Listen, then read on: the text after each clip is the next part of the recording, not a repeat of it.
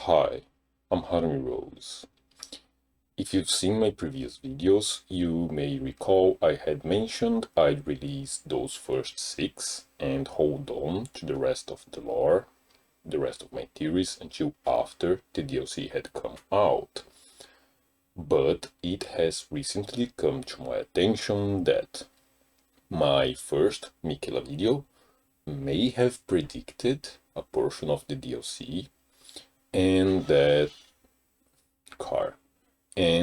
the theories I have been discussing on the background may be predicting some of the DLC as well, or at least explaining some of the main game as it pertains to the DLC.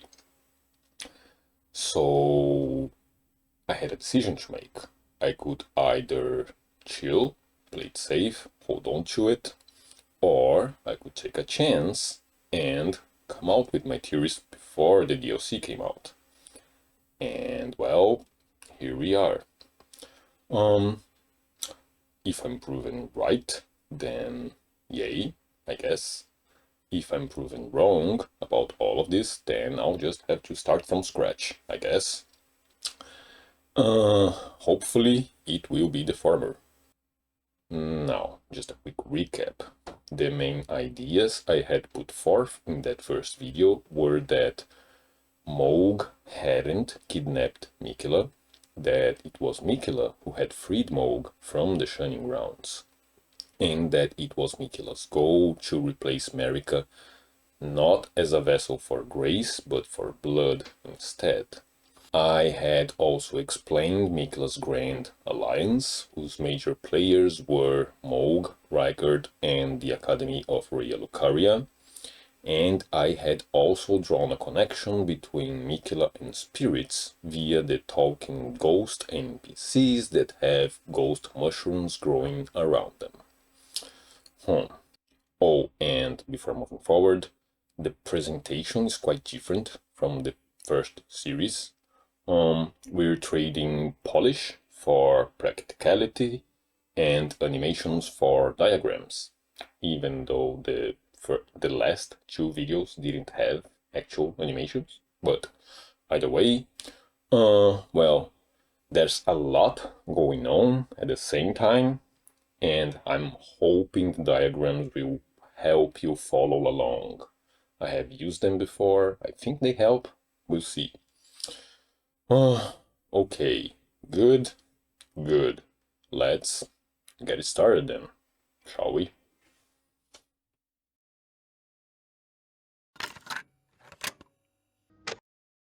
So, like I said, his main goal was a kind of rebirth. He was infusing his body with accursed blood so he could serve the Formless Mother. One question I had left unanswered was that of how he came into contact with the Formless Mother to begin with. Like, first impressions would imply Mohg had introduced Miquella to blood, but Miquella didn't free Mohg out of any kind of brotherly love or the goodness of his heart. Miquella isn't in the business of helping people, he's in the business of godhood. If he freed Mohg, then he'd have to have a reason for it. And having previously made contact with the Blood Star is the only reasonable explanation here. He didn't associate himself with blood because of Mohg, he freed Mohg because he was already associating himself with blood. And I think the initial contact was facilitated by an astrologer turned blood priest. Morgoth and Mohg were imprisoned in the Shining Grounds, but more specifically in the Leyndell catacombs. We get in there through a hole in a wall, in the same spot where we find Mohg's shackle, which, honestly, should be enough of a hint already. Inside the catacombs there are 2 boss rooms, one for each of the Fell Twins, and in one of them we find Asgar, Priest of Blood, who wears the Sunwind Noble robe, which is, of course, associated with the Mogwyn dynasty. And, just as a side note, other than the hole Miquella's forces opened in that wall, The only way in and out of those catacombs is through an altar that was closed shut and could only be opened from the inside, where the lever used to be guarded by Lindell's soldiers. So, yeah, those catacombs were effectively a prison inside a prison. Back to Asgard, the robes make sense, but in place of wearing the matching headpiece, he wears the great hood instead. That hood can be obtained in the mountaintops of the giants after having interacted with a painting called Sorcerer, located inside Castle Sol. And I think most people just assume it was Renalla's, the Great Hood. The quote in the description can give that impression. It reads, "Yes, surely, this is the moon that young Renalla gazed upon." But that quote could just as easily have been from somebody else retracing Renalla's steps. Not only that, but the hood increases both intelligence and faith, which doesn't exactly fit with what would be expected from Renalla, right? Now, the Bloodstar is known to make contact with residents of the mountain tops, and astrologers are known to have lived in the mountain tops, and the Great Hood can be found in a bridge that connects to the Stargazer ruins.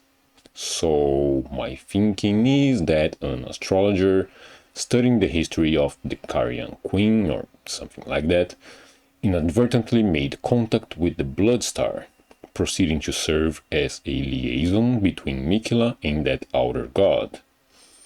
Keeping in mind that the associated painting is in Castle Sol, which is itself associated with Miquella as well. And now that we've explained Miquella's association with the Formless Mother, we can move on to start answering the question of why Moog, right? Why an omen? Why that omen? And to start answering this question, we're gonna have to go back in time, way back to a time before the Earth Tree.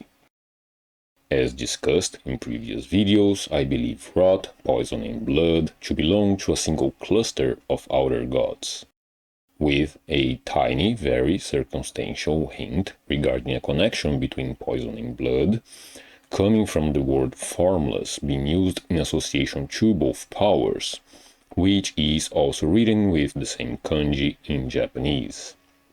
But, regardless of whether they belong to a single cluster or not, there's been a previously undisclosed alliance between these two in the past.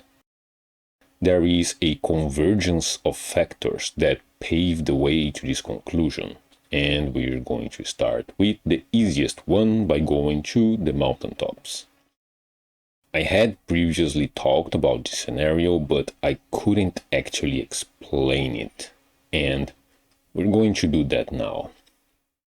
There, we can find indications of the presence of these powers in the past through the corpses of the fire giants, who presumably died in the war against America, but apparently were killed with blood rather than grace, judging by what looked like blood thorns growing out of their impaled bodies.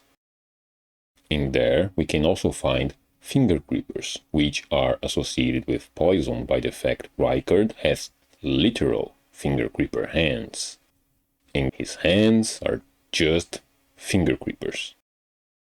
I still don't know exactly how these goddamn things are born, but a connection of some sort is undeniable. And again, as previously discussed, the corpses of the giants have missing hands.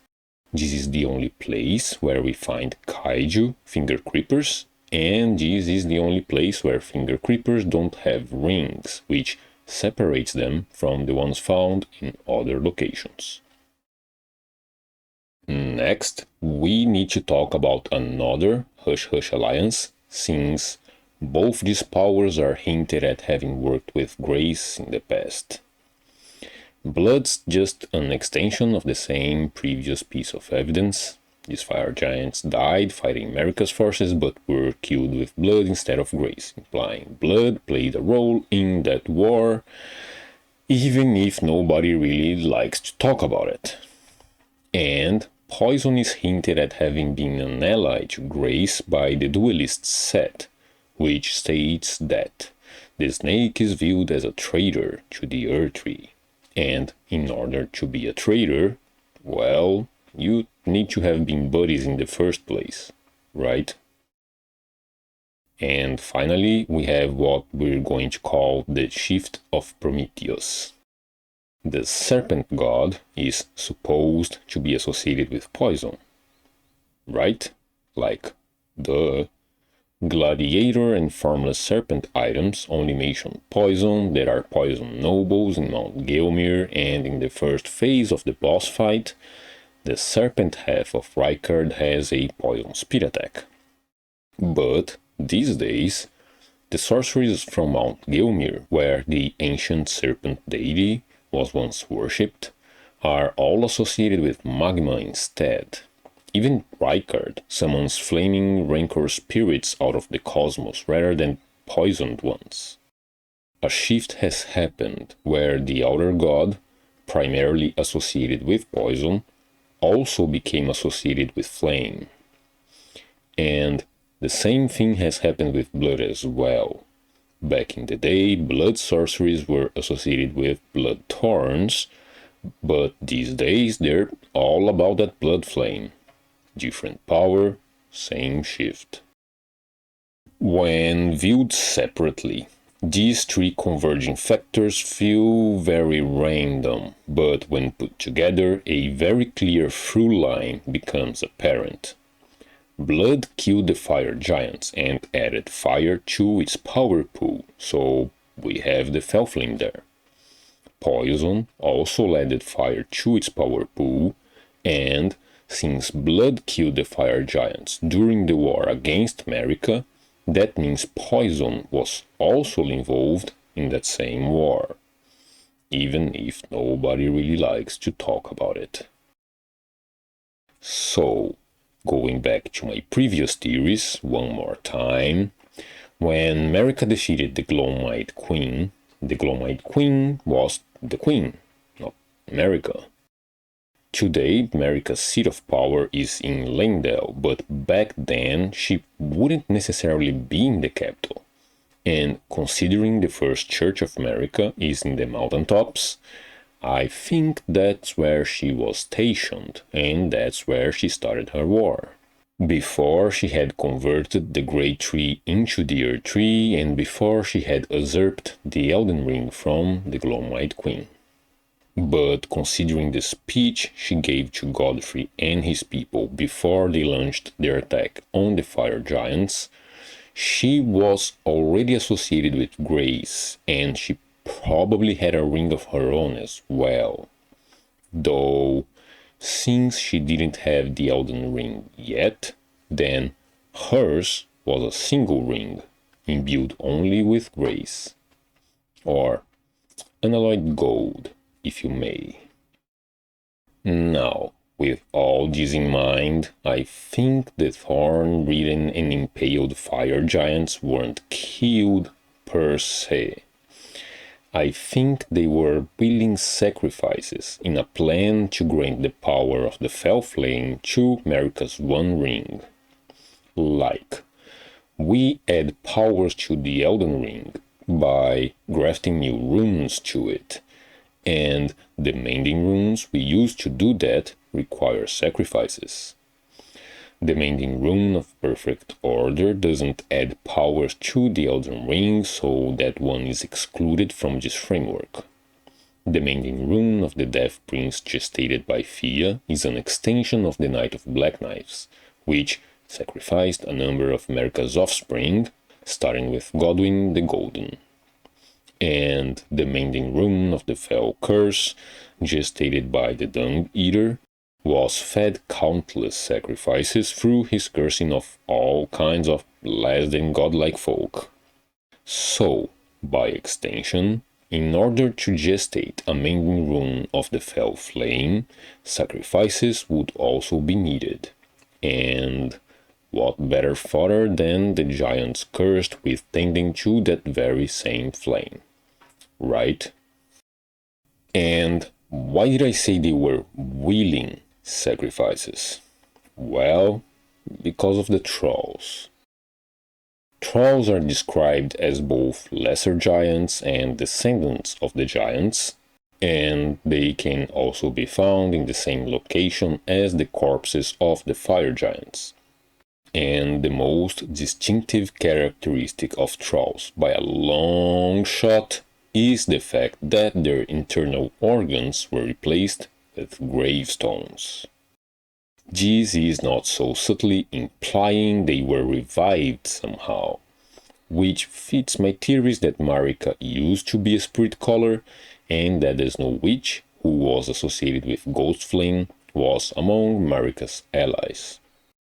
And the placement of the gravestones not so subtly coincides with where the fire giant's big, goofy face that interfaces with the fell flame would have been, and the hearse-pulling trolls, kind of subtly actually, have also been impaled in the same manner as the sacrificed fire giants. And, just to be clear, this last one isn't actually an argument, it's not supposed to mean anything in practical terms. It's just a visual hint. The impaled hearse-pulling trolls, I mean.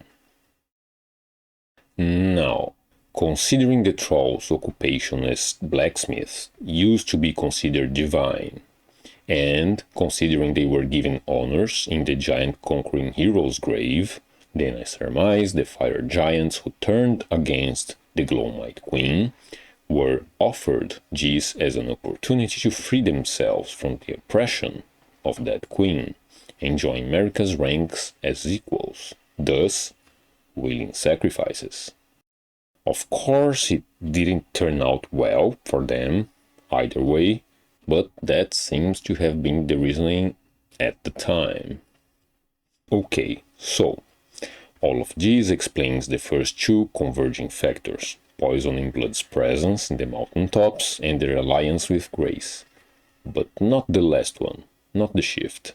That one is explained by the duelist set again, because the serpent, as we said before, is a traitor to the Earth Tree. The plan was to grant the power of the Fell Flame to Marika's One Ring. But Poison in Blood just fucked right off with it and granted it to themselves instead. Grace, of course, would still gain access to it later once it had assimilated the Elden Ring, but at that time, sorry bro, just not gonna happen. And another question I had left unanswered that can now be answered by this scenario is the question of how did Marika come into contact with Grace to begin with? Just like Miquella in Blood. Well, like I said before, the formula's mother is hinted at having powers that can affect other worlds, which is implied first and foremost by the Phantom Great Runes being the only Great Runes that affect other worlds. And we can add Flame Guardians as arguments here as well. These are a very unique kind of enemy, because when you lock on to a Flame Guardian, you get to see their names. That's very easy to miss and very hard to ignore once you've noticed it. And the names are in red as well. It's like they're invading you, but they aren't. So, given the Bloodstar has a presence in the mountaintops and that their lackeys are known to make contact with said Bloodstar, then I assume the influence of that very same star is altering their beings in the same manner all other gods influence the biological life of the lands between. There might be more specific details of how that's happening, but it is happening nonetheless. And lastly, there's the manner in which blood imparts torn sorceries in the mountaintops. Like, this one is very contingent on subjective interpretation, but at least to me, personally, it kinda feels like the way contact is described by these sorceries is a bit more direct than what we see with the other outer gods. There's no medium, no infection. You and the Bloodstar just find each other, you know? So, in the end, all that makes the Formless Mother a kind of planeswalker. And given their alliance with Marika, then it's possible Blood served as a liaison, introducing the future queen to her forever god. Now, you've probably forgotten at this point, but I was going to explain all of this in order to start answering the question of why Mold? Why did Miquella free the Fell Twins? So, finally, the Dung Eater has a very clear motive. He wanted to be an omen. Well, the one item that feels misplaced in his cosplay is the Sword of Milos, which reads: Milos was undersized for a giant and was viewed as sullied and terribly grotesque. Why use a sword associated with giants instead of, let's say, an omen cleaver? Unless, of course, the Sword of Milos is associated with omens as well. If omens were a byproduct of the interaction between fire giants and blood, that would not only explain the Dung Eater's weapon of choice, but also make an omen's accursed blood the best fit for receiving the blood flame blessing of the Formless Mother. This is why Miquella freed Mold. This is why Miquella needs accursed blood. So now we have rebirth as the end goal, an idea of how Miquella may have made contact with the Formless Mother, who, as it turns out, is a kind of planeswalker, and we're starting to figure out why Miquella needed Moog for his plan. And if we're talking about Moog, then, well, there's no avoiding it anymore. We gotta talk about the giant egg in the room, right?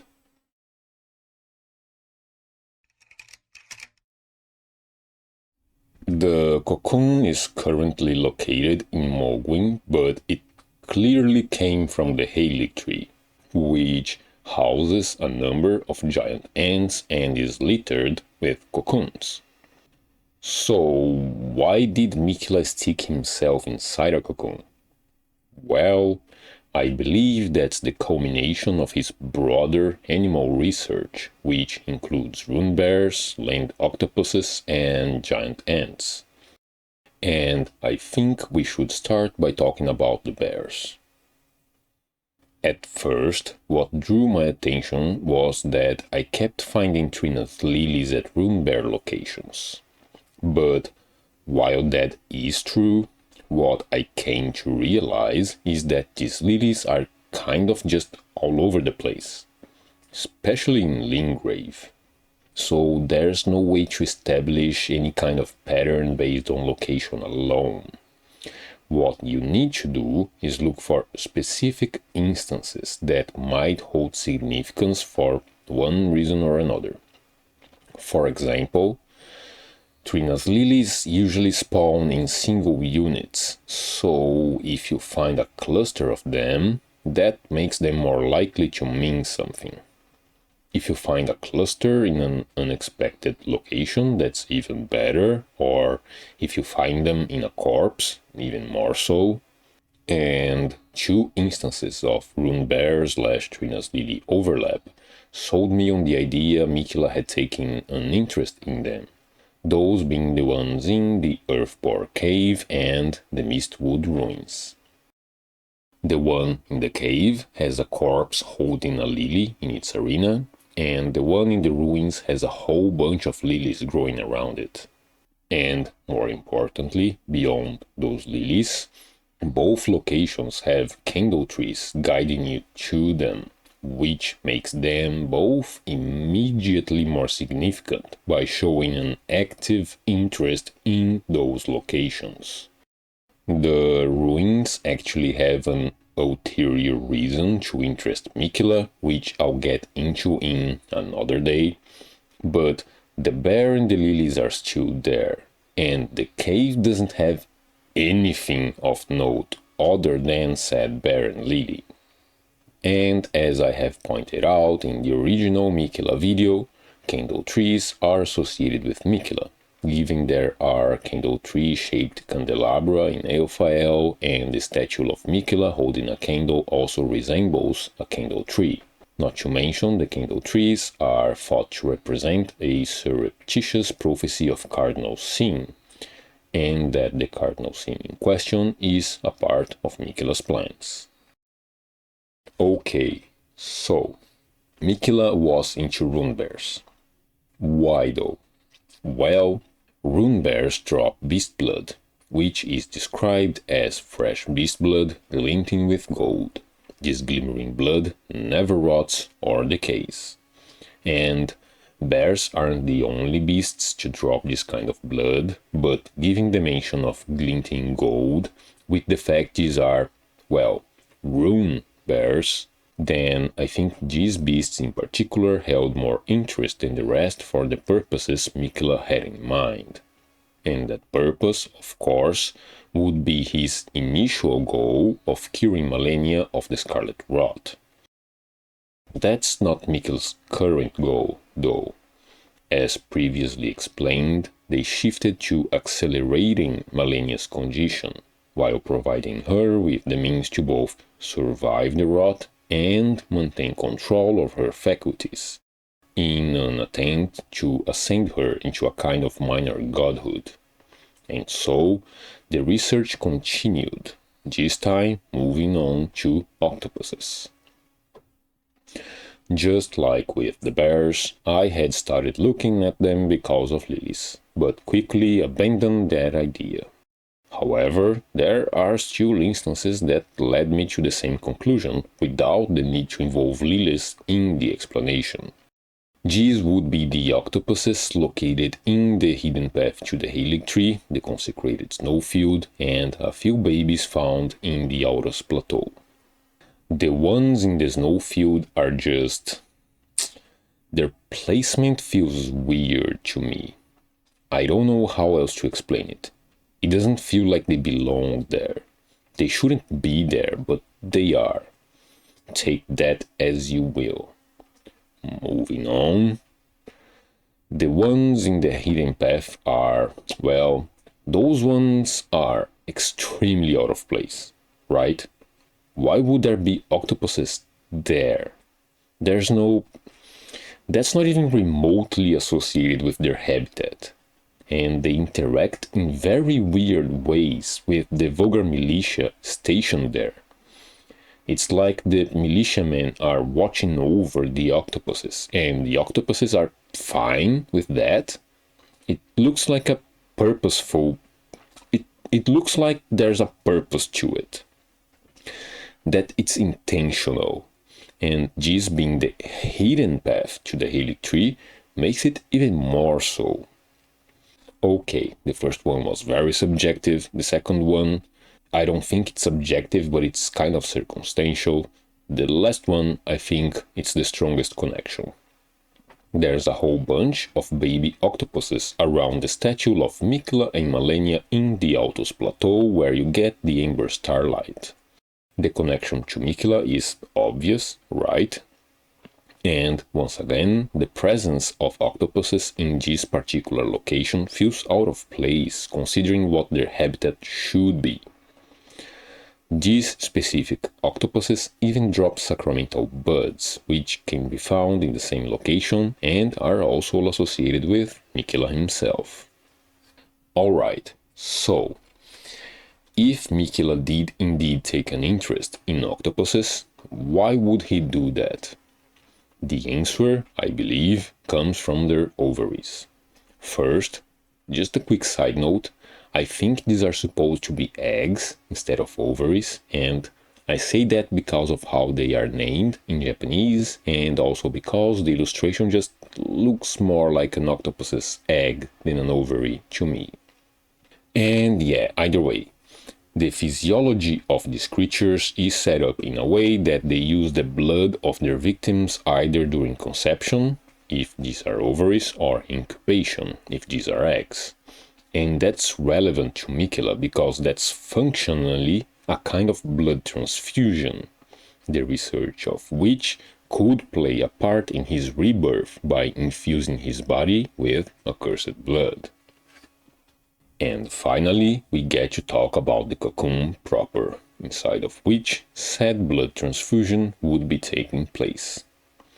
Like previously mentioned, this cocoon is most likely derived from giant ants, their queens to be more specific, and one very peculiar characteristic of these queens that I had already mentioned in the original video is the fact that pretty much all of them drop Numen's runes. And that's just why, though. There's plenty other kinds of runes they could drop, but they drop this one.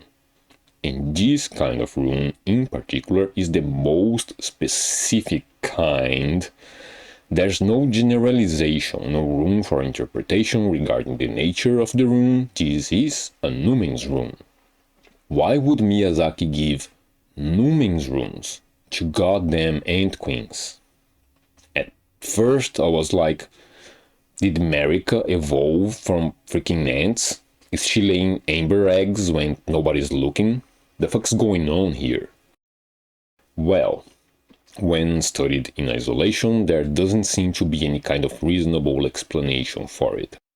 But when considered within the context of Miquella and the researches I've just proposed, then we could go back to the rune bears and realize that, okay, Miquella doesn't care about the never rots or decays part anymore, but beast blood is still glinting with gold. Octopuses were about the transfusion of blood, and rune bears are about the infusion of blood with grace. So, by shifting the focus of the rune bear research, and then combining that with their octopus research, you get to infuse giant ant queens with a Numen's essence, making their cocoons more compatible with a Numen's physiology, which can then be used to incubate Miquella's Numen body with Mohg's accursed Numen blood. And that's why they need a cocoon. And that's why Miquella needed Mohg's blood. Well, Morgoth's blood would do too, but he took one look at all this shit and fucked right all the way off back to the Earth Tree, so yeah, Mohg's blood. And yeah, that's the end of it, where it pertains to the cocoon and the rebirth, but just another couple side notes here. First, just like land octopuses, Oracle Lane Voice also drops strips of white flesh, and since their albinoric looking bodies spew dull golden blood instead of silver blood, I think they may have been guinea pigs in this research. And second, since the cocoon was likely etched into the Halig tree, which was itself watered with Miquella's own blood since it was a sapling, I think the cocoon also facilitated that process, serving to suck Miquella's body dry and transferring all of his blood to the Halig tree in preparation for receiving accursed blood. And, well, if sacramental buds can be used to craft bewitching branches, just imagine how much bewitching a bewitching giant tree could do instead. If Miquella wakes up, in theory, the Halig tree could compel the affection of the entire goddamn kingdom in a heartbeat.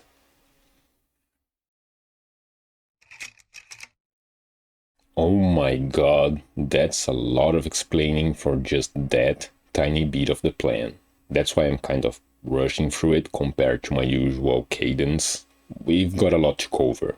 Well, this is lore hunting. You knew what you were getting into when you clicked the thumbnail, or at least I should hope so.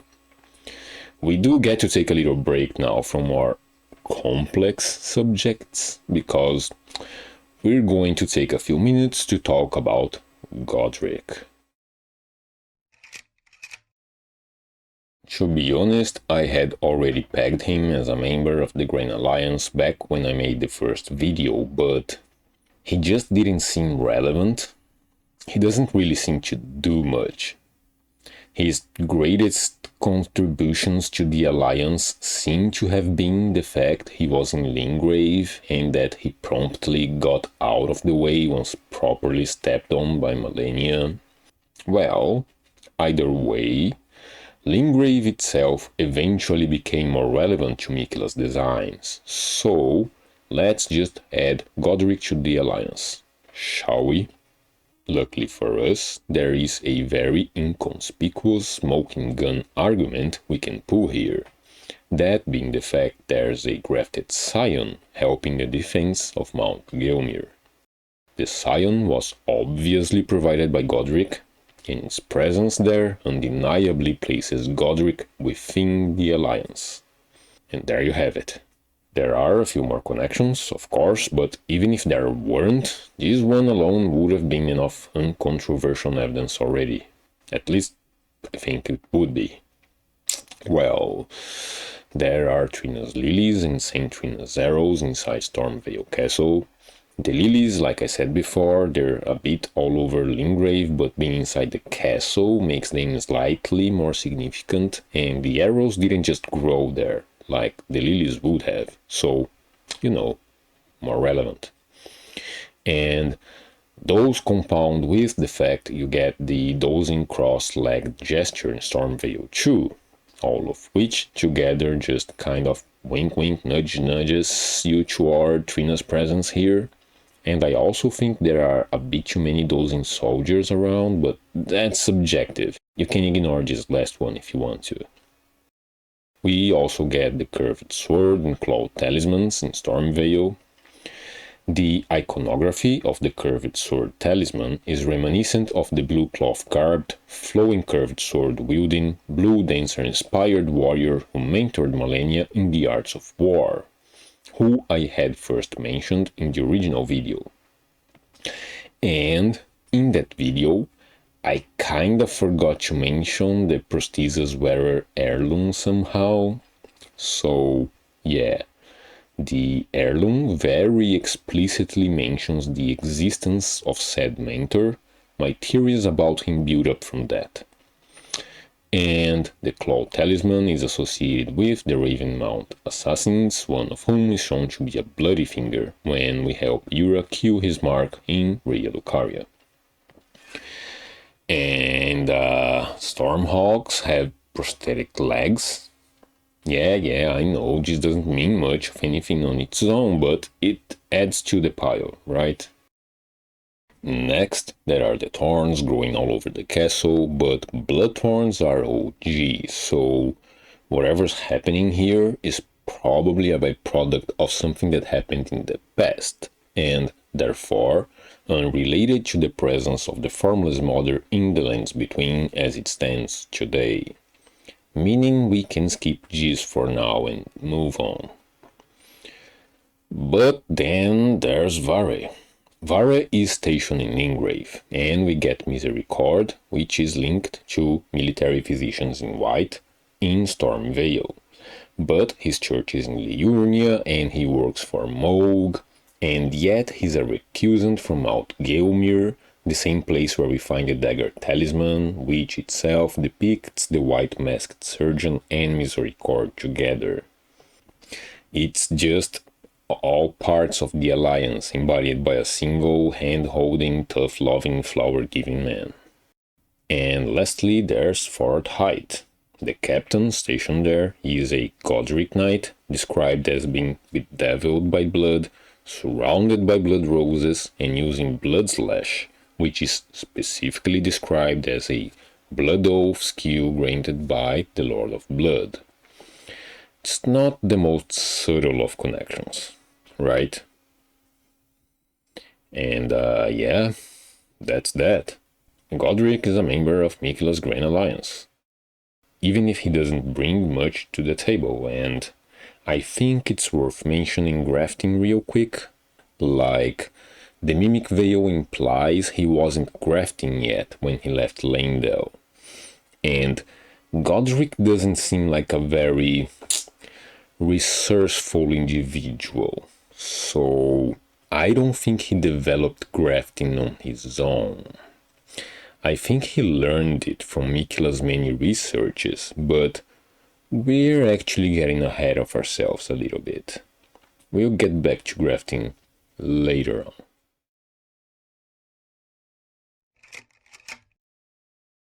Like I said, even though Godric is pretty much useless, Lingrave itself served an actual purpose. Lingrave was the base of operations from which Miquella launched his assault on Sellia, town of sorcery. As previously theorized, Miquella's invasion of Sellia wasn't actually about Sellia.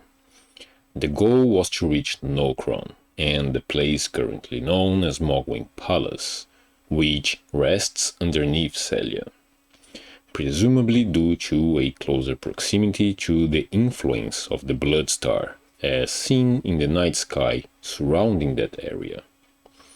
They would have used gravity magic in order to summon a star shower that doubles as both a weapon of mass destruction and a tool for breaching the surface. Then Radahn stopped the movement of the stars and we got a cool fight for the trailers. Malenia's southward march started in Neufile, of course. Then Ordina, Granlift, Leyndell and a few stops before the precipice in the ravine. Then finally they crossed Liurnia with a few more stops before reaching Lingrave. There used to be a bridge there, so they didn't have to go through the castle. And from there, there's a pretty direct path that takes you directly to the gates of Sellia. And that's a pretty, let's call it a pretty straightforward plan. The kind of plan a Chad like Radahn would come up with, then get stomped at the gates of Leyndell. But not Miquella. Miquella had an actual strategy. First, there's the sword inscription that reads, Godric the Golden, humiliated, having tasted defeat by the blade of Miquella, now on his knees, begging for mercy. This inscription is down here, which would indicate they took a small detour further to the south, even though that's a much more convoluted way of reaching Caelid. There's no apparent reason for them to do that, but just across the lake we have the Dragonbird ruins. And in those ruins we have a snaring chest that transports you directly to Caelid, to Sellia Crystal Tunnel, where, weirdly enough, there are pests watching over the mining operation. This extremely random set of circumstances can be easily explained by Miquella diverting a battalion or so to take this route, which would lead them to exit the cave at the base of Sellia's western wall, flanking their target in conjunction with the main host led by Malenia. Cool, right? And that's not all, because there's a second snaring chest in Lingrave, the one guarded by none other than good old Patches. Patches, of course, is a member of the Alliance by virtue of being a recusant. He's not a big player or anything, but he does work for Rykard, and the cave where you find him with the chest is guarded by Bloody Finger Nereides, further implicating this location with said Grand Alliance. And, real quick, I find it really cool that the items sold by Patches Emporium subtly hint at that connection by allowing him to co-op with Nereides. So, yeah, The chest in question transports you to the Mistwood. Now, I don't think this chest itself was used to move Miquella's army such a short distance during the invasion of Sellia. I think it was used previously to move spies from a farther starting location before the chest was moved here. Like, from the Mistwood, you can access the back entrance of the Gale Tunnel, which houses a magma worm associated with Mount Gelmir from whence Patches comes from. And the other side of the tunnel gives you a very discreet route to the Forsaken Ruins, where we find the Sword of Saint Trina.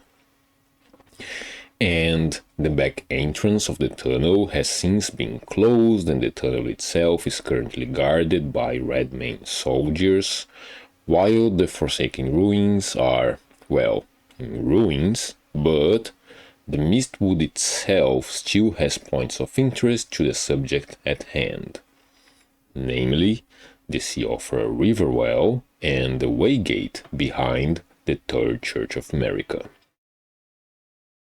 The well leads you to the Siofra River, of course, and there are a few items down there that provide very circumstantial evidence that Miquella's forces have been through that location. There are Trina's lilies again, which are a bit more relevant here because this is the only Eternal City where such lilies can be found. There's a slumbering egg, which is thematically associated with Miquella and Saint Trina, and okay, look, owls are palantirs. That's not relevant for today's theory. I'm not getting into it. Just trust me on this. I hate them goddamn owls, and they're all spying on you. They're freaking palantirs. Okay? So, besides eggs and lilies, there are also some corpses with preservant boluses, which seems a bit out of place since there's no rot down here. The Grand Cloister is on the other side of the continent, but if you're traveling with a host of rot-infected soldiers, then it makes sense to have rot-removing medicine on hand.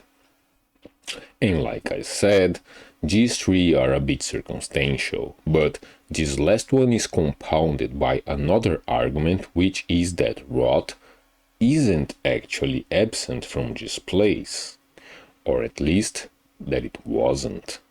You see, there are mushrooms all over the arenas of the Ancestor Spirits. It's the same kind of mushroom growth we've come to associate with rot, but there's no rot, neither in the arenas or the Siofra River. What we do have in the river are the ghosts of dead ancestral followers. So, what I think happened is that Miquella's forces did come through here. They did spread rot around, but Malenia wasn't with them. Remember, she's with the main host, traveling through the main road, distracting everybody with her southward march and placing her in a position to intercept Radam's forces coming up from Redmane Castle.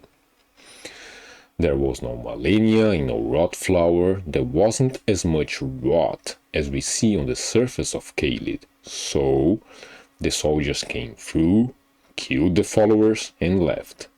The Ancestor Spirits healed the land, and the following followers became ghosts.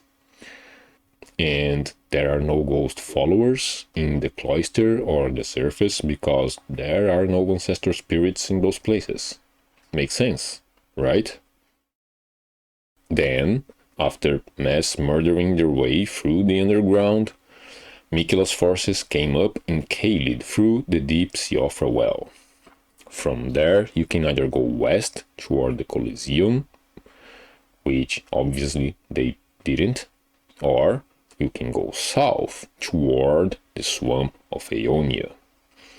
If you go south, the first thing you'll notice is a very large, very angry mega bear. Now, the first impression of that bear is that either the rot is driving it crazy, or that's just a side effect of living in Caelid.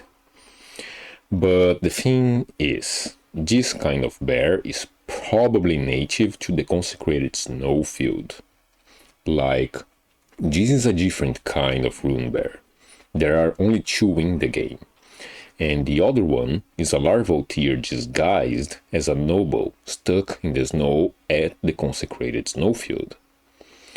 We can't be sure about the bear in Caelid, but if the larval tier is mimicking something from its surroundings, then it stands to reason this kind of bear definitely exists in the snowfield.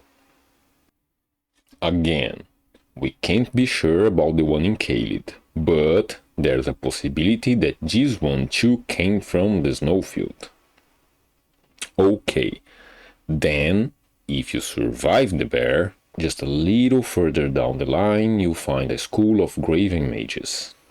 Now, the School of Graven Mages is hinted at having been reanimated from Sellian mages due to the fact that it casts Night Maiden's Mist, a spell developed in Sellia.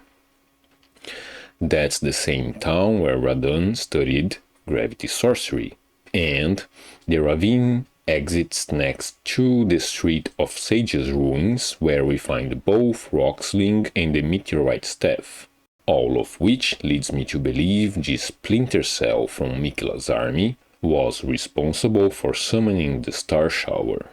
The lookout stones all over the ravine may even have been attracted by the gravity forces left in the wake of the unfinished bombardment, but with those guys, who knows, right? And an interesting interaction that happens here is that if these forces, who were to carry out a very important portion of the invasion plan, happened to be spotted by Sellia, the ones that came through the Crystal Tunnel would be in a position to intercept Sellian soldiers and protect the Star Summoning Squad. And the last piece on the board is the detachment traveling through the Waygate. And sorry, but we gotta talk about lilies again, though this time it's Miquella's instead of Trina's lilies. Miquella's lilies are generally more useful just because there's not as many of them around. You find them in the mountaintops, in the snowfield, and in the Altos Plateau as well, of course. Then you get a few in Liurnia, vaguely tracing the southward march through the eastern tableland. I'm pretty sure they stop showing up once you get to Lingrave, where you get a deluge of Trina's lilies instead. Then, once you get to Caelid, it's the Trina's lilies' turn to disappear, and you get a few of the Miquella's ones instead. In Caelid, the ones to the west continue to vaguely track Malenia's march, and the ones to the east trace a path down from the Bestial Sanctum to the Church of the Plague. And this last eastern batch is the one that interests us right now. Miquella came to Lingrave. There's an implied interest on his part regarding the Mistwood, and from the Mistwood you can skip all of Caelid, arriving outside the Bestial Sanctum. From there, if you go south, you may want to avoid the Great Bridge since there's a dragon there and you don't have Malenia with you. So you take a detour, which has the added benefit of taking you through Leni's Rise. Given this is Caelid, and Sellia is under Carrion control, judging by the Carrion crest found in seals and spells, and that Radon is a Carrion royal, then it's kinda safe to assume the mage in Leni's Rise was a Sellian/Carrion sympathizer.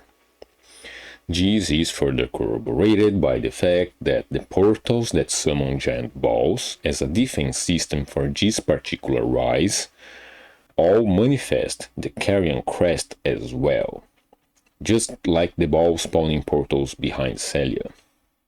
And unlike the giant balls in Raya Lucaria, which are just big metal balls, these ones are, well, these ones are alive. They change their trajectory to try and hit you. And if you get one of them to fall down to their deaths, you even get some runes for it. They're silver tier balls from the Eternal Cities.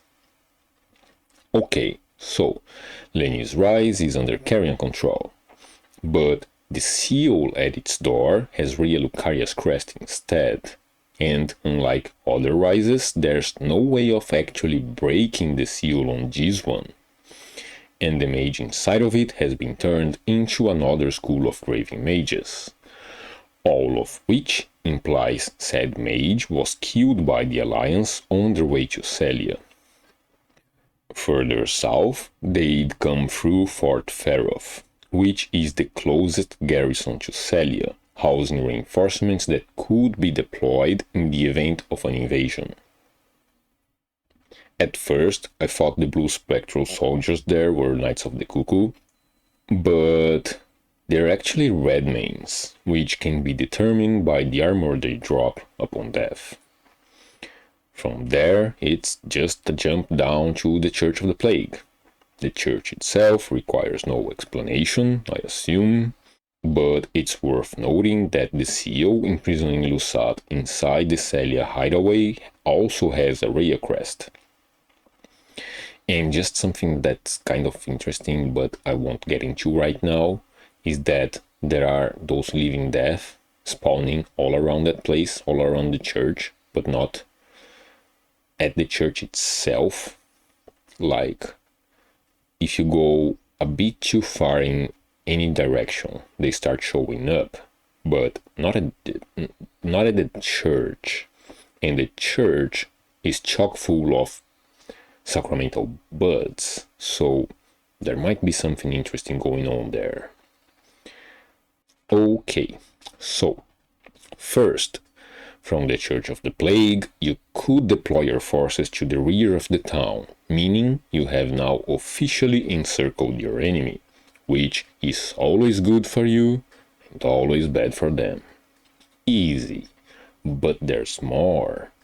From that church, you can also take another path south, which will first lead you to the top of the Sellia Gateway, where we find a magic pot flinging troll who could, but does not bother with, the Academy marionettes strolling around said gate, implying he was placed there by the Alliance. And we also find a corpse with black keybolts, which inflict rot and are associated with Krampus, a former assassin for the Round Table Hold, implying a sneak attack on this location. So now, once Malenia arrives at the gates are yours, and she can just march just right through them. And not only that, but if you keep going down that same path, you come upon the Swamp Lookout Tower, which could have spotted both the Star Summoning Squad and the Crystal Cave Battalion, but that is now also under your control, providing better cover for both of those detachments. Sellia is surrounded, under siege by the combined forces of two of the major factions in the kingdom, cut off from reinforcements, and about to get nuked. Twice. If the space nukes don't get the job done, the portable biohazard nuke will wipe out the rest of them. Honestly, I gotta say it, coming up against Miquella, these people simply never stood a single goddamn chance.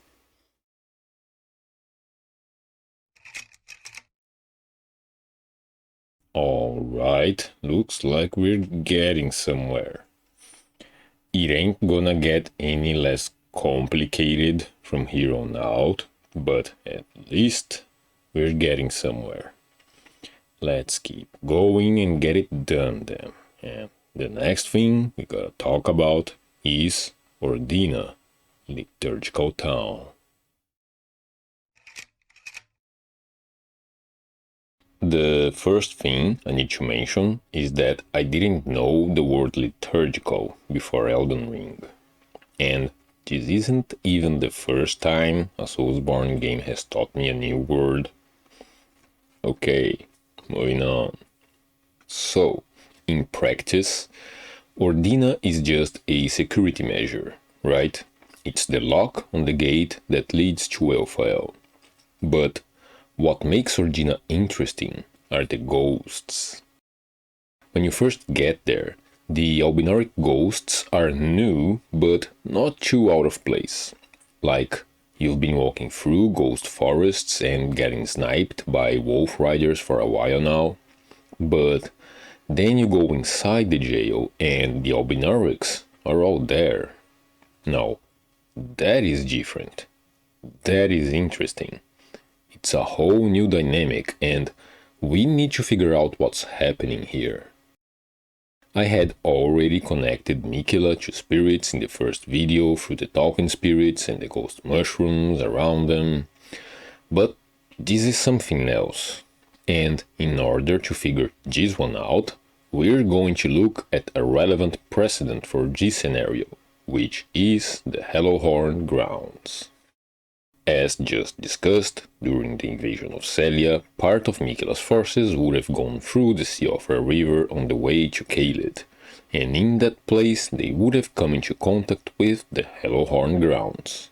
Now, the ritual inside Ordina that breaks the seal is analogous to the ritual we perform in order to access the arena of the Ancestor Spirit. You light some candles here, which will light some torches there, which will break the seal and open the way.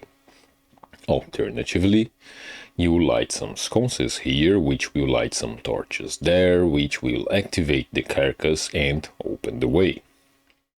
Besides that, there's also the fact that we get ghost fauna and flora all over this place, which is unusual and can only be seen in the arena of the Ancestor Spirit when it comes to fauna. There are no ghost trees there, but the Ancestor Spirits themselves are associated with the rebirth of flora as well. Okay, so we have a possible precedent now, but how do we connect both instances? Well, we can do that through the Spirit Collar Cave. Given the mountaintops are literally covered with spirits, the Spirit Collar Cave located in the mountaintops could possibly be of some interest for this topic, right? And that is a really tiny cave, but it is also very fucking interesting.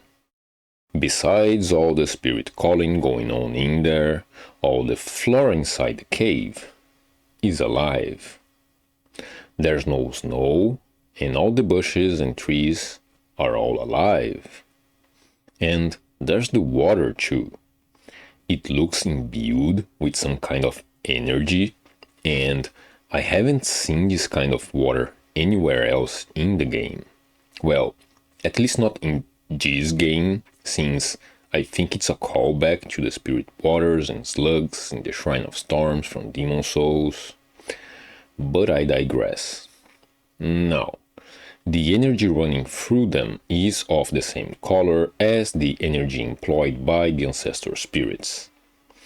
Considered in isolation, this particular argument would be way too circumstantial, but all the flora being alive here also mirrors something I had mentioned during the invasion of Sellia, which is that the Ancestor Spirits would have healed that land from the rot brought by Malenia's forces, allowing creatures and plants to continue flourishing, just like these waters would be doing here regarding the magic snow conjured during the war against the fire giants, as per my previous videos. So, now these are no longer isolated arguments, right? There's an actual framework spanning multiple locations. And if we can connect the Spirit Collar Cave to Miquella, then all the locations are also connected to the same character. And we can do that through the snails found inside that cave. You see, this is actually kind of a rare enemy. There aren't that many of them in the game, and they can be found only in a handful of locations. First and foremost, of course, there's a few in Snail itself. They seem extremely random there. I mean, the fuck are they doing there, right? Unless, of course, they are there precisely because it is Snail. There's the Spirit Color Cave we've been discussing, which has now been connected to Miquella through the framework we established. There's another one in the Lendel Catacombs, which is where they kept Morgoth and Moog imprisoned and from where Miquella freed them, and that would have been another very random place to find a Spirit Color snail, unless the snail was there because of Miquella. And there's yet another one in the Roads End Catacombs. That location is circumstantially connected to Miquella first through lilies again, since there's a Miquella's lily next to the rose statue that guides you there. You also get the Sword Dance Ashes of War on the path to the catacombs, which is kind of associated with the mentor that taught Malenia, because it's the sword dance technique, and the technique found in that mentor's swords is described as dance-like, but that's a bit too circumstantial for my taste. Regardless, there's also the drop from the snail boss in that area, which is the Glintstone Sorcerer Ashes. Okay, hear me out now. Those ashes are from a scholar of the Olivinus Conspectus who has mastered the use of the Glintstone Star Sorcery. That spell is a sorcery of the Olivinus Conspectus, which attracts sorcerers from Sellia, town of sorcery. You can even learn that spell from Gauri, who also teaches you two Sellian night spells, one of which is the Night Maiden's Mist that we've already discussed. So, this random ass snail in this random ass place just so happens to be walking around with ashes that are specifically associated with mages from the town Miquella marched across the entire goddamn continent to shoot stars at and scorch the ground with scarlet rot. Given the larger framework we're building now, this just can't be random. Remember, the Academy is part of the Alliance, so I think this scenario plays into them singling out Sellian mages from within the ranks of Raya Lucaria prior to launching the attack on Sellia, since those mages would probably not be too happy about that. Battle Mage Hughes, who is from Sellia, is even imprisoned in an Everjail close to Sellia town of sorcery. Then mages then got turned into schools of Graven mages and forcibly conscripted into the Star Summoning Squad, and also placed as stationary defenses in some choice locations, such as the Albinoric Rise in the Consecrated Snowfield. And so, yeah, I think Spirit Color snails are, well, they're Miquella's snails, which would then make the Spirit Color Cave directly associated with Miquella as well.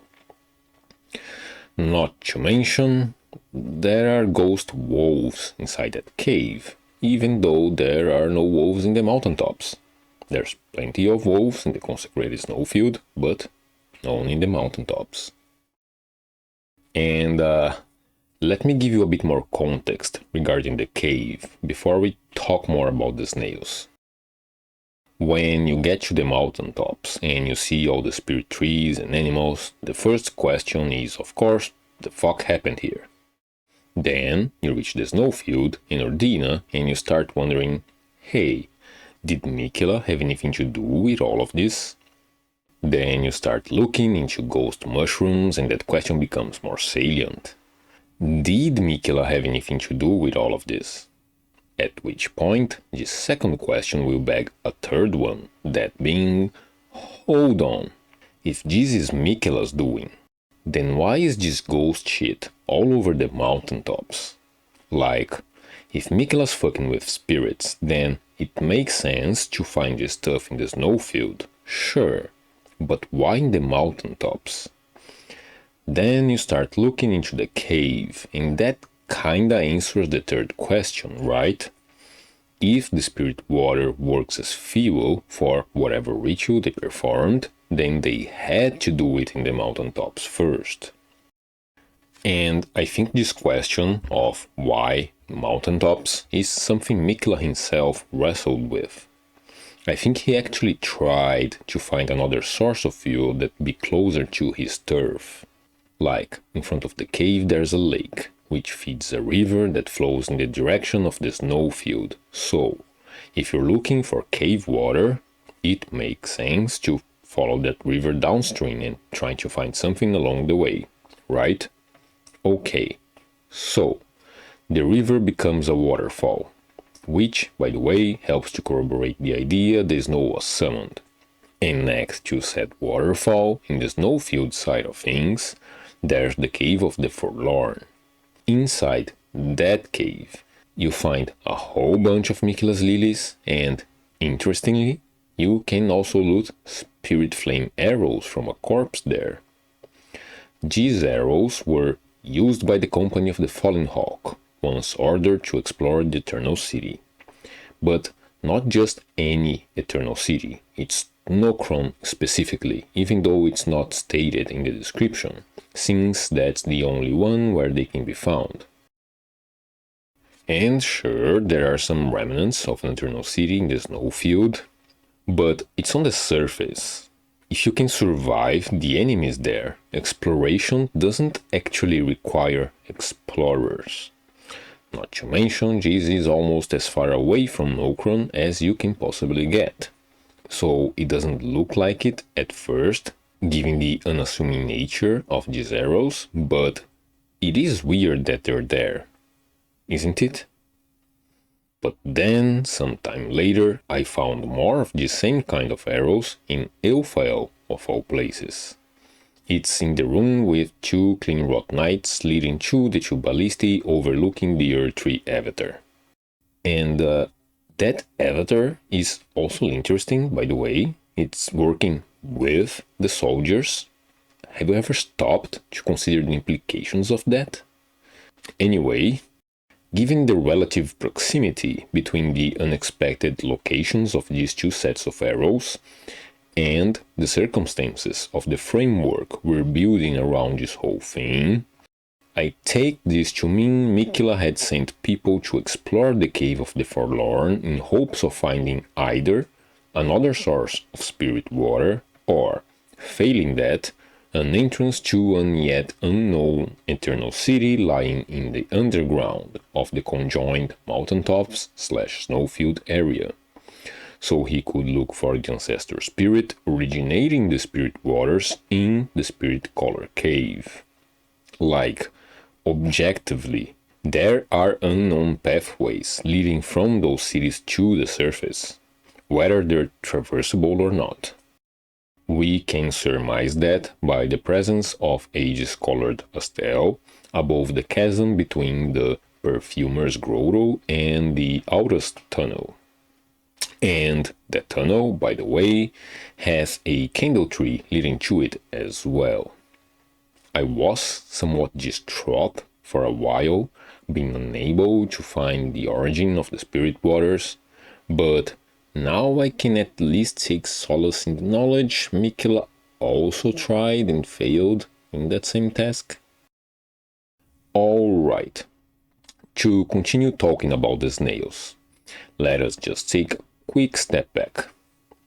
As you may recall, I have spoken about grafting before, that it can give the impression of being just about the physical bodies involved, but that it's actually about more than that. Grafting is about soul manipulation, about the transference of energy or life force. We can see the same process happening with gargoyles or living jars, for instance. These last two being examples of knowledge inherited from the classical era. Now, As it has also been previously discussed, the demigods were in the know when it comes to the Night of the Black Knives. The Blasphemous Claw shows Rani discussed the plot with Rykard, for example, and the soulless demigods of the Wandering Mausoleums were expected to be resurrected as well. And all that means Miquella had knowledge of the plot and its consequences, which then leads us to the Revenants, whose origin seems to be associated with the Prince of Death, given the hue of the wraiths they summon and the portals the royal revenants travel through. And they seem to also be associated with Miquella, having been created either by or for him, given the places where they can be found, and the fact that their bells are reminiscent of lilies, with a connection between the two factors being the Eclipse Shotel, explicitly associated with the Prince of Death and found inside Castle Sol. And in the interest of conducting such experiments with the powers wrought by the Prince of Death, Miquella seems to also have sought out Deathroot. Inside the death-touched catacombs, there's a body holding a blood rose, and the boss is a half-dead Black Knife assassin. We know this group was tracking Miquella because we can find them in Ordina, where they seem to have killed all the wolves and Albinaurics on the ground level, but can't quite get to the ones on the rooftops because stairs. So I think the blood rose indicates Miquella's allies had been there, and the Black Knife assassin who was tracking them fought them out, explaining why they're missing half their HP.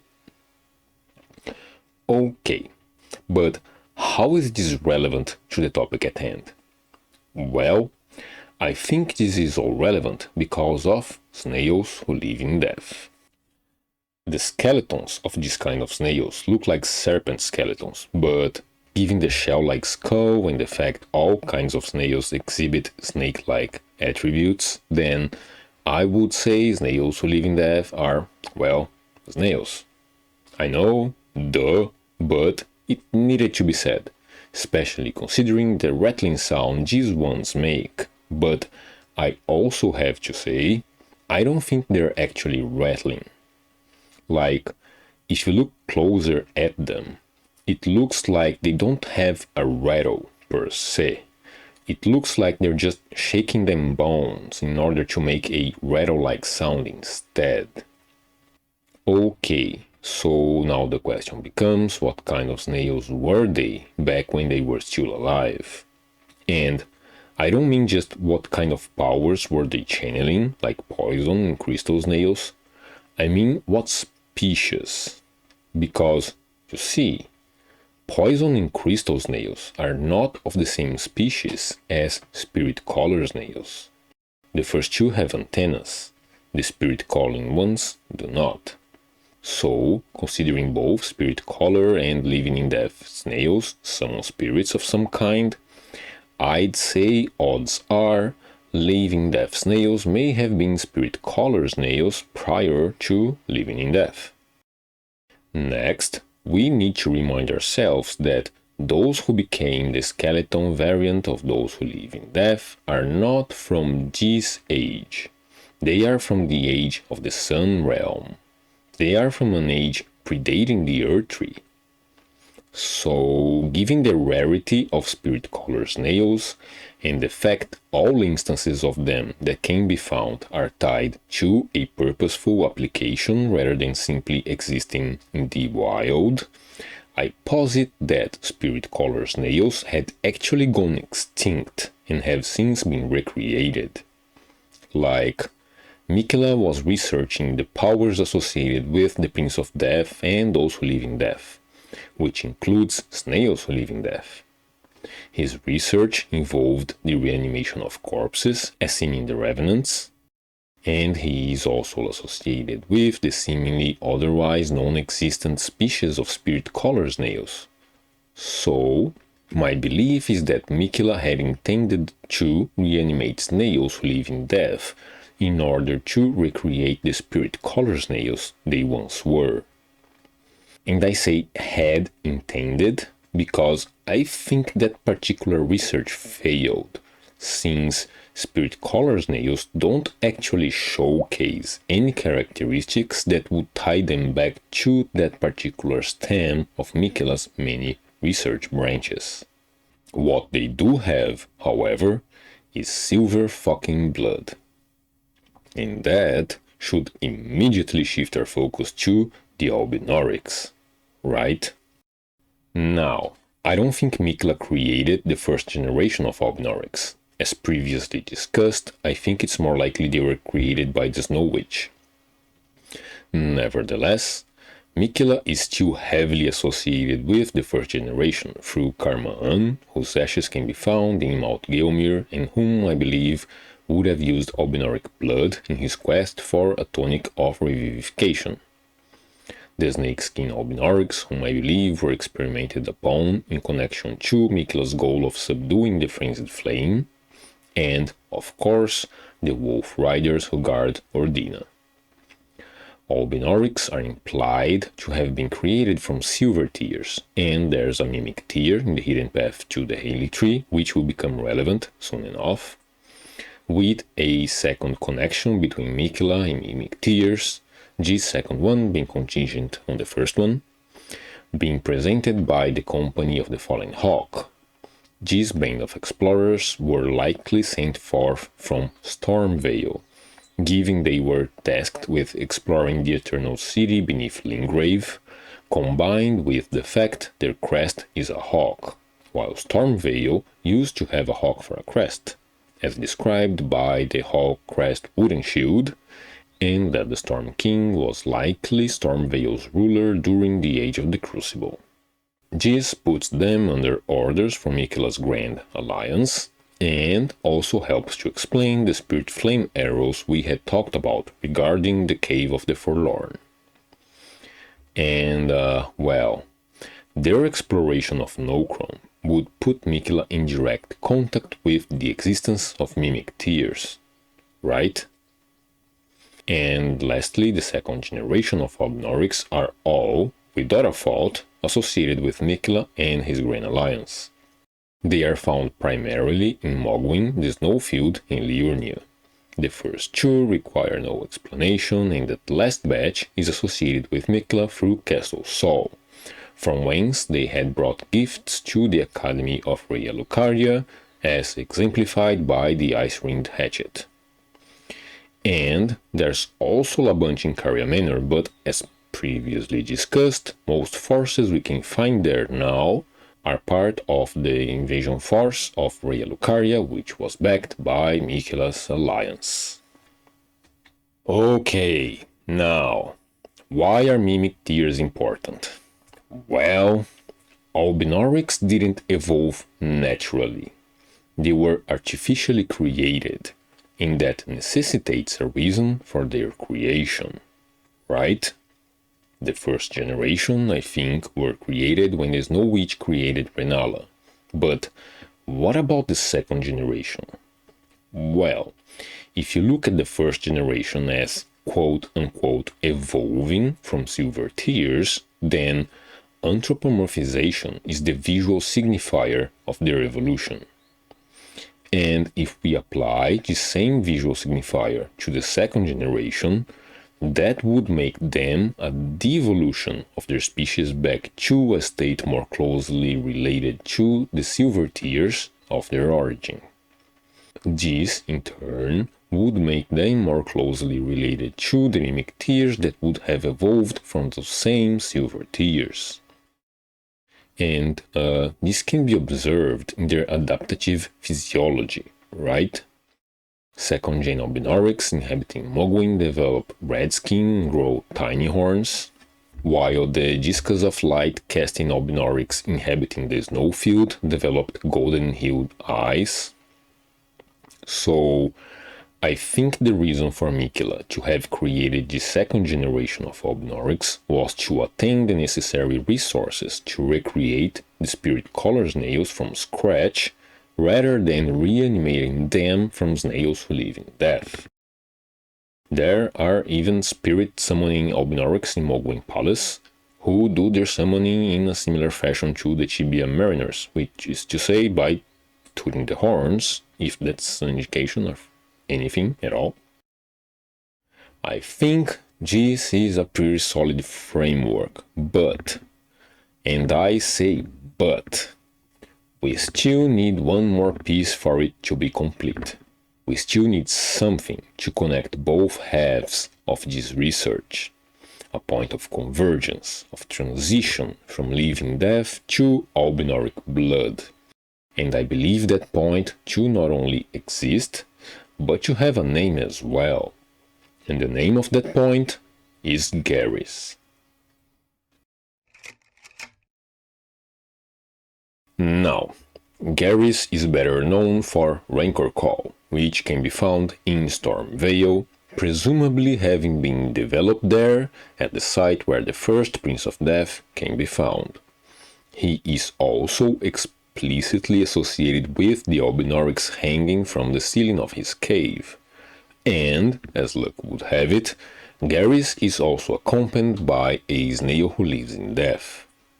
This simple set of circumstances already signifies the transition in question, with the test subject, Snail who lives in death, being exposed to the albinoric research branch of Miquella's Institute for all things creepy. But we can do better than that. Stormveil creates a connection to Miquella through the Grain Alliance, and he can be further associated with Miquella through all the other shit besides hanging albinorics that we can find in his cave, namely Trina's lilies by the entrance, a candle tree wooden shield, Ravenmount assassin gear, and a hidden black knife assassin, presumably tracking down this weird little man working for Miquella. Since these assassins were already tracking Miquella's other movements, this particular one going as far as employing the same stealth technology as the ones found inside Ordina. Rancor Call, of course, is associated with Ghost Flame, the same Ghost Flame the Company of the Falling Hawk is associated with, and also the snails who live in death, who, despite living in death, summon Ghost Flame Rancor spirits rather than the living death variant associated with the Prince of Death's flames. Then the Falling Hawks gives us Mimic Tears, and a convergence of mimics, albinorics, and snails in death gives us the newly recreated silver blood spilling spirit color snails.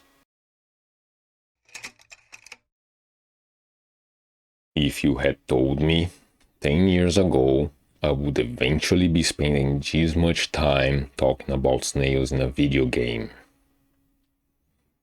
So, after all of that, just in case you've forgotten, and I wouldn't blame you for it, the reason we've been talking about all of this is because of the spirit color snails inside the spirit color cave with the spirit waters that would have fueled the ritual that created the spirit trees and critters of the mountaintops and the snowfields, which ultimately leads us back to Ordina.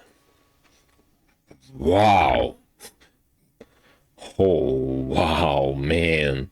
Can I please stop talking about snails now? Please? I know this is a hell of my own creation. I should just deal with it. But, god damn it.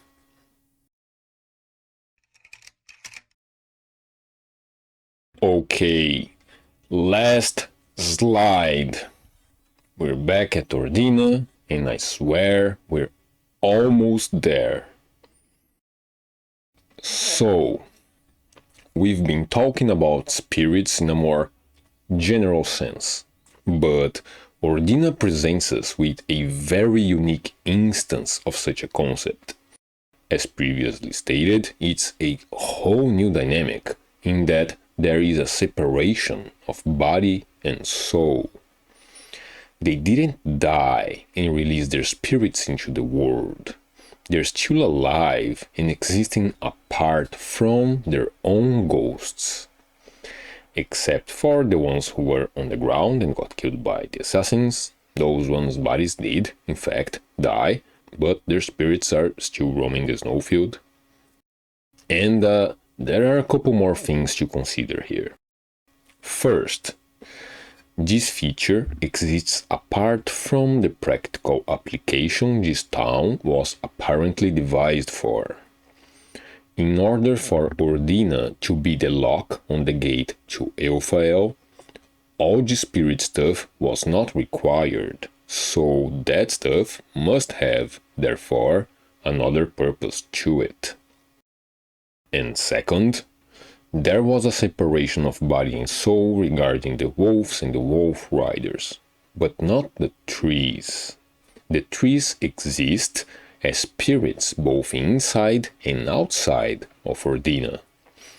And given the framework we've laid out, what this demonstrates is a progression headed toward a more focused application of the technique deployed at the mountaintops. Like, ancestor spirits are associated with both fauna and flora, so you get both kinds of spirits at ground zero. Then, as you move closer to their base of operations, you start seeing a more specialized kind of execution. There are spirit trees, but no spirit animals. Then, at the final stage of the experiment, once they figured out how to apply this procedure to isolated cases, they finally perform the split, but they do it to fauna alone. Now, all of this already hints at a purposeful application, right? And that is compounded by the jail gate in Ordina. These gates all seem like they're in very random places. They kind of feel like remnants of a previous civilization. But the one in Ordina is different from the other ones you can find in the game. Regular gates are all just stuck on the ground somewhere, as if they had been a part of something bigger that doesn't exist anymore. Ordina's Ever Jail is the only one that's on a man-made building, meaning it's the only one that was either placed there or that had an entire town built around it. Also, regular Ever Jails are comprised of a small gate at the center, surrounded by a larger disc of the same make, which is missing in Ordina. And they are all surrounded by lookout stones as well, which is also missing in Ordina. So, yeah, this particular one is the only one whose application is tied to a particular purpose by design, a purpose that is also different from the usual application found for such gates, since Ordina isn't a jail at all. And on the surface, yes, that purpose is that of being a lock, but, as we've been discussing, Ordina also plays a role in Miquella's experiments with spirits. And I think the gate itself has a role in those experiments as well, due to its association with gravity. Like, the association isn't explicitly mentioned by the game, but the color scheme and the presence of the lookout stones, they imply as much, right? So, Miquella was already knee-deep in gravity because of Sellia, where they hoped to weaponize the stars, which gives us a path to Everjail experimentation. And the feature of Everjails that would have been of interest when it comes to the subject at hand is the fact that they lead to another world. Like, there are many kinds of portals in the game, but they all lead you from point A to point B, with both points belonging to the same world. Everjails, on the other hand, lead you from point A to point A again, but both points are located in different planes of existence. You can talk to Blythe, but you can't see him. The physical body of a dead Black Knife assassin can be found in Ordina, but not in Ordina's Everjail, and the assassins still alive inside the jail can't be seen outside of it. It's another world.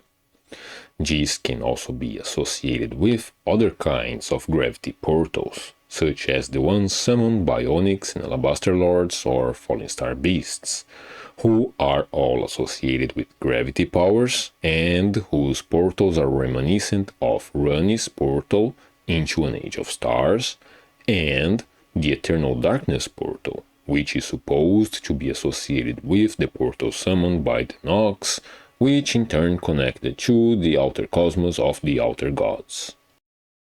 Okay, now, why though? What is Miquella hoping to accomplish with all of this?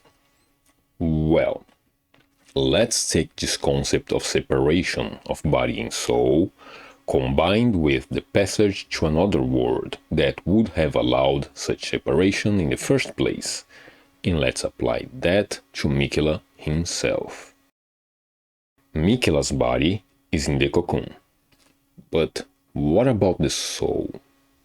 In Ordina, the spirits were here and the bodies were there. So, if Miquella's body is still here, then that would mean his spirit is somewhere else. His spirit has moved to another world.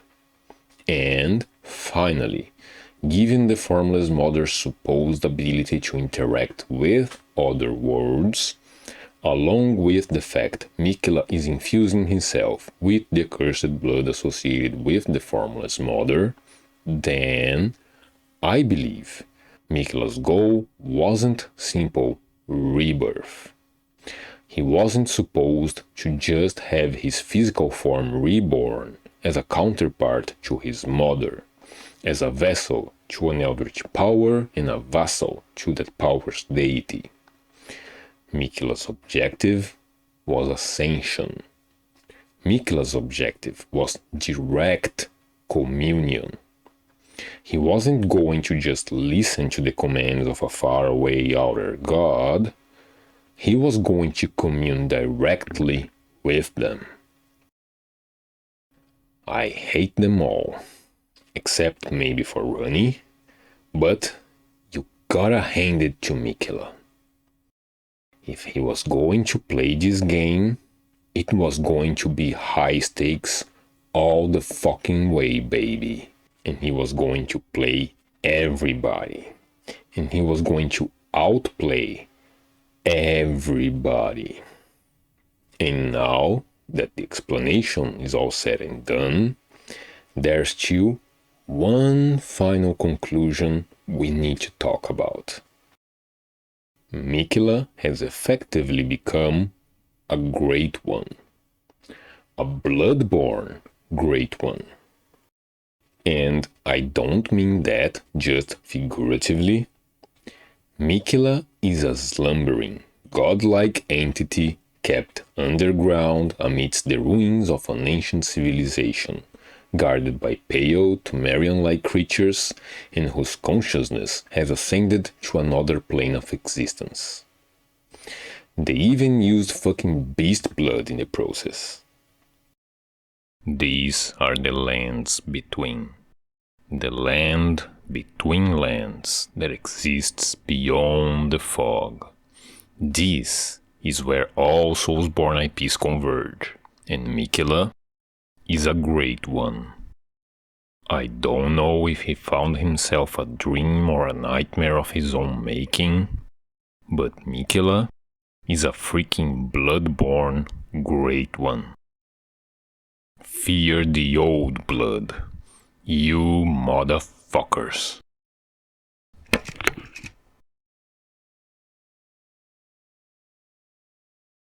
Hi, you made it.